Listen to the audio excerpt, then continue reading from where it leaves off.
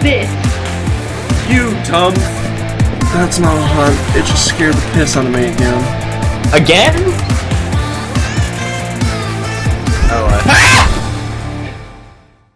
Hello and welcome back everyone to another Spudboi movie review.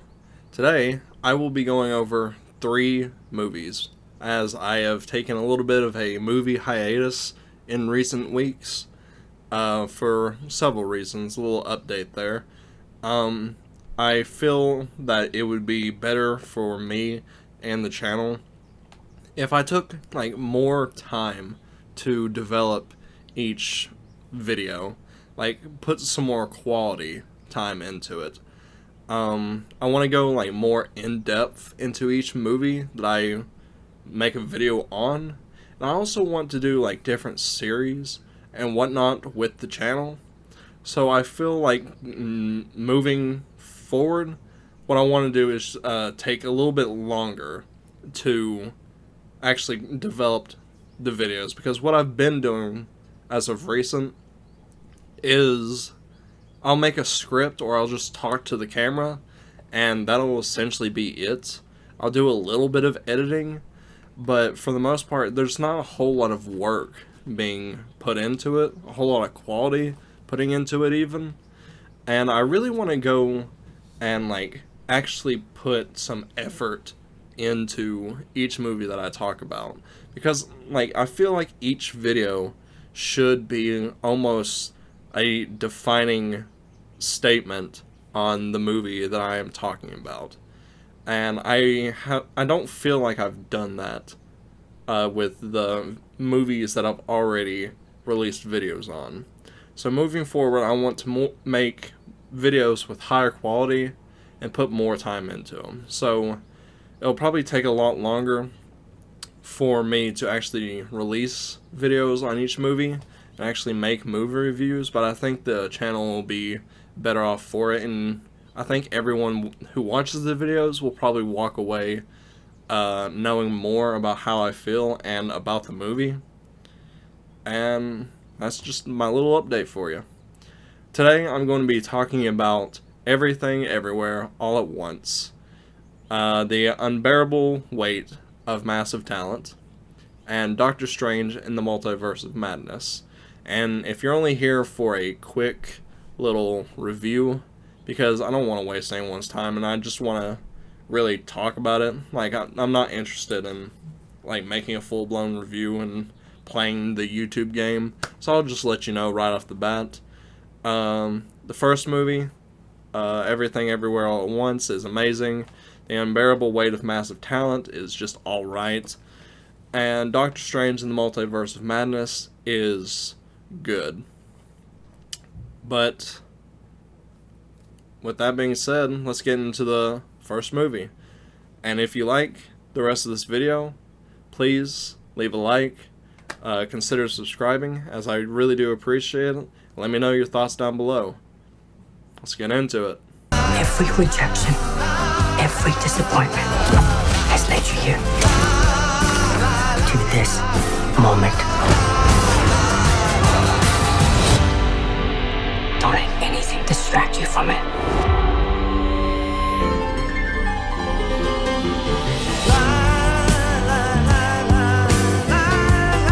Okay, full disclosure, I'm about to just straight up read off of the Google webpage. But first movie, Everything Everywhere All at Once. It is directed by Daniel Kwan and Daniel Scheinert, I think, and stars Michelle Yeoh, Ki Hui Kwan, Stephanie Hsu, Jamie Lee Curtis, and James Hong. And I really hope that I pronounced all of those correctly. Unfortunately about this movie, it is amazing. It really is. Everything from the visuals to the story to just how thrilling and engaging it is, everything about it is really great. There are some moments that'll slightly pull you out of the experience, However, this is like very minor, like incredibly minor. The entire movie is essentially like a roller coaster, as in it's constantly taking you up highs and lows, both in the story and in the engagement of the film. There's never like, it never drags. You're going to enjoy yourself from beginning to end. That's just the kind of movie that it is. It is actually really stunning. Unfortunately, like, there are some parts that aren't taken as seriously in the film. There's one portion in particular, one plot point, that I think they could have worked on a little bit better, because it came off as really silly, as if they just didn't really care as much about it. And it came off as like almost like childish or cartoony, and that is like one little bit that kind of pulled me away from the film. However, it wasn't the fact that like it destroyed any real experience from the story or even the emotional beats. It was more just distracting. And it really is just amazing. Like, it even left me, I think, it's been a few weeks, I think I might have even teared up a little bit at the end. Maybe even cried. It was really good. Like, genuinely. Probably one of the best, if not the best, movie that I've seen, probably in the last few years. I don't know if it was better than Gangubai or Belle, but it is incredible that already this year, it's not even halfway over. The year is not even halfway over, and we've already got 3 absolute bangers that came out this year. This is like such a good year for cinema so far. I absolutely love it. And do yourself a favor, and if you get a chance at any point, you absolutely need to go see this movie. It is great. Later this year, I will be buying it on 4K if I get the chance. It is absolutely worth it. Do yourself the favor, go see it. And let's see if there's... What is there? I'm pretty sure I was about to say something. What was it? Oh no, I'm forgetting. What was it? Oh no! Shit, I can't remember. If I remember, I'll try and put it in the video. I'll think about it later. Moving on to the second video. Or movie. Sorry, I keep making that mistake. I think I edited out the first one, but I keep saying video instead of movie. Sorry. Second movie. I'm Nick Friggin!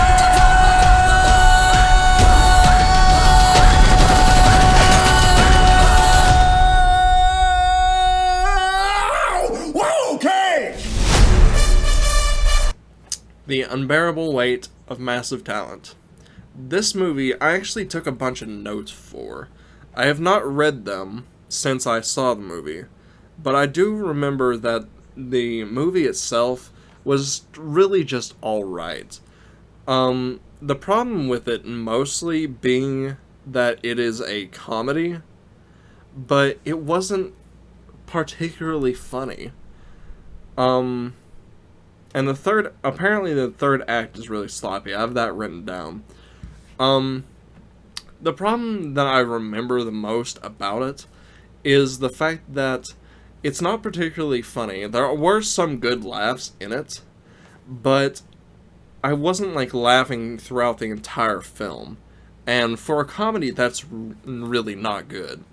What carries the movie the most is just the fact that Nicolas Cage is in it. And it's a movie about him. And I'm gonna be honest, that really worries me. Because even before the movie came out, I was already thinking about this. I was like, I really hope the trend does not continue, or even begin, where actors start starring in movies where they essentially just play themselves. I don't like that. It slightly worked in this movie, but the fact that the only thing that really was carrying the film was the fact that it was Nick Cage as the star, that's not good. That's really not good. And I really hope the trend does not pick up. There's also the issue where the story itself was kind of boring. I'm gonna be honest, because it felt like something that had been like just so played out. I don't remember any movie in particular or even any story that I've seen before that felt like this movie, but it had felt like I had seen it before at the same time. I don't know how to explain that any better. I hope I didn't just misspeak and repeat myself twice. But it didn't feel like, I hate saying this because I've noticed that I keep saying it and it doesn't really mean anything because there's not really any stories that are original, but it doesn't feel original at all, even a little bit. It just doesn't. It feels like Hollywood schlock, to be honest, where you take a character, put them in this like convoluted action plot, and it just plays out, and like shenanigans ensue and whatnot, and then at the very end they might add a little twist, or the villain's just completely cartoony. It just wasn't great. And I know for a fact the whole like the actor is a CIA agent thing, that's absolutely been done to death. I didn't like that at all. Not even a little bit. And like I said, Nick Cage is like the best part of this movie. And he's really like the only one that actually got a genuine laugh out of me, I'm pretty sure.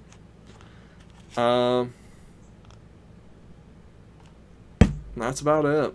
Honestly, besides the third act being sloppy, there's not much to say about this movie. It's just alright. Easily, like, the weakest of the three movies that I'm talking about in this video. And with that being said...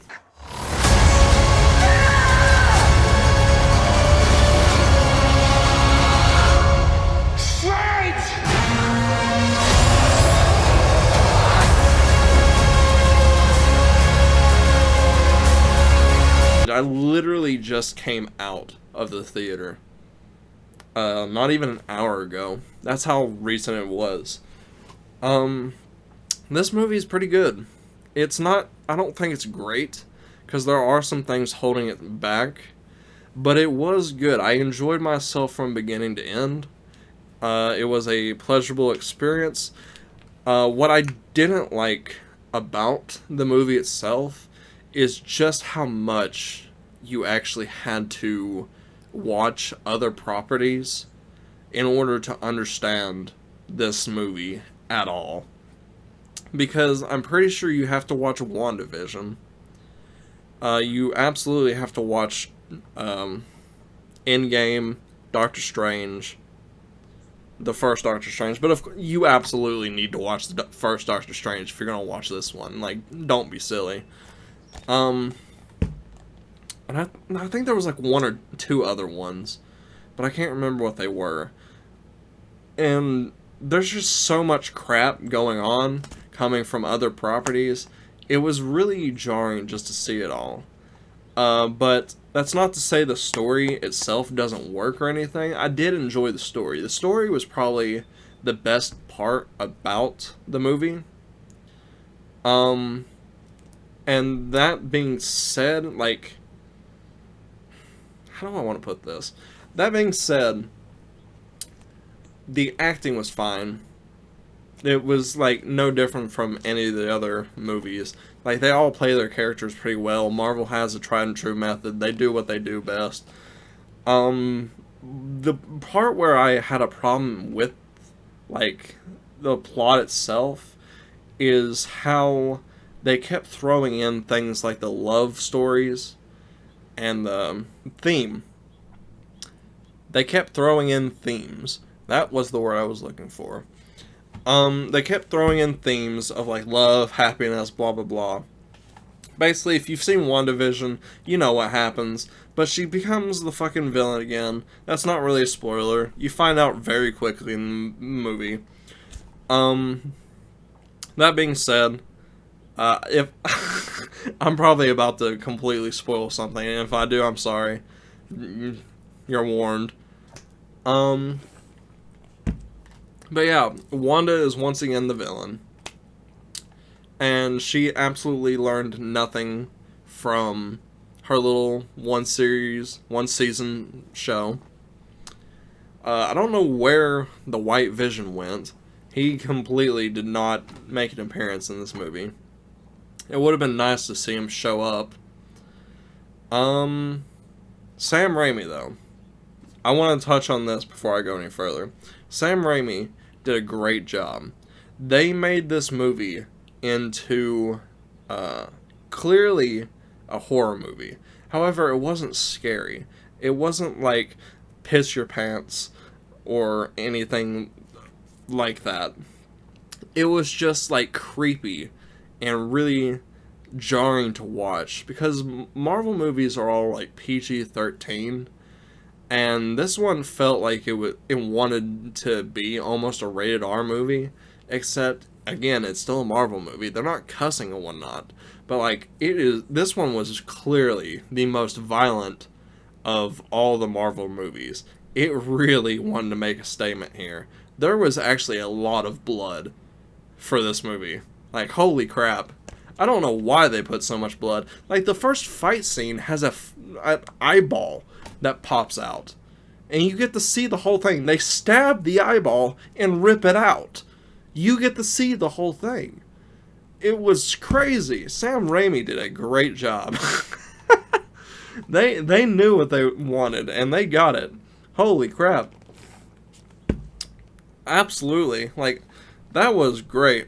I thought about that right as the movie ended. I was like, man, they did such a good job getting Sam Raimi to do this. Because I don't often, like, watch or even particularly enjoy his movies. They're fine for the most part from what I've seen. But just the way that he makes them is so nice. Because you can tell that he, like, is a very crafty man who has a vision, and he actually does it so well. It's not like amazing or anything, because it's not always well put together, but it's always nice to watch. So I really enjoy seeing things that he does like this. It's really good. But that being said, the weak points are, like I said, those little plot elements and themes and whatnot that they kept throwing in there. They weren't that great. They felt like almost shoehorned in there. Like, they just really wanted it to stick, but it really doesn't. It feels like they're beating you over the head with it, and I did not appreciate it. It really bogged down the movie in my eyes. There were some moments where, like, the action didn't always make sense. However, for the most part, the action and the gruesome scenes were great. Just about everything. There is one scene where one character makes a return, and it blew my mind that they actually allowed it to happen. Because you can see this man's, like, brain, like, melt. And it is crazy. It, like, when I saw that, I was like, whoa. Whoa, buddy. They greenlit that? Whoa. Okay. It genuinely shocked me. That being said, in the same scene, they actually introduce some characters. And I think a lot of people are going to be happy with who they introduced. I know I am. I'm not even a particular huge fan of this character, but I really like that they listened. There's also another character that they introduce, and they play a little musical callback with him. And I don't normally listen for the music and whatnot in movies. I feel like as long as the music ties together well with whatever it is that's going on, then it's probably good enough. I don't really care that much to be like, oh, this piece sounded like trash, or that did that, or whatever. As long as it's not like jarring or anything, I'm not really going to care. But I did notice this one. It was a little tiny, subtle musical callback, and I really liked it. I also really liked his performance, even though it was like incredibly brief. I didn't like how brief it was. It felt like they just really wanted to shoehorn him in there, much like the themes and whatnot. It's almost like Marvel said, we want to put these guys in there. And that's probably exactly what happened. And Sam Raimi was like, yep, sure, I've dealt with Marvel executives before at Sony. You do you. I'll just try and make it work best I can. And that's what happened. I do appreciate it, however, I do wish his appearance was longer. It was not bad by any means.